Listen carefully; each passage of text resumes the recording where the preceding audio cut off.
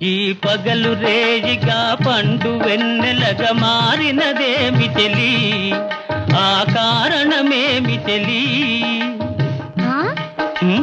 వింత కాదు నా చెంతనున్నది వెండి వెన్నెల జాబిలి, నిండుకున్నమి జాబిలి.